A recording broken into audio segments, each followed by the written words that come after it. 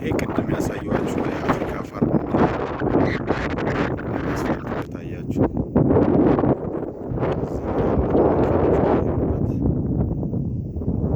መሬቱ ከዚህ የሚታየው ከዚህ የምታዩት ይሄ ቤቱ ያለበት እዚህ ጋር የተቆለሉት ሳሮች እንዴት ብዬ እንደማሳያችሁ እዛ ጥግ ድረስ የሚታየው እሱ ድረስ ነው የሚሸጠው መሬት ያለው ማለት ነው። ይሄ እነዚህ ቪዲዮ ላይ የምታዩት እንዳለ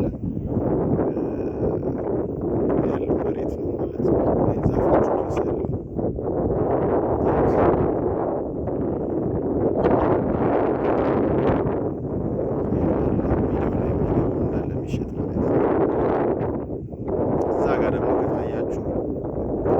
ኢንስቲትዩሽን እየተገነባ ነው።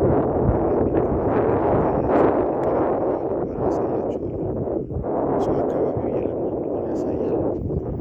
በዚህ ጋርም ደግሞ ሌላ መንገድ አለ፣ መኪና የሚያስገባ መንገድ አለ።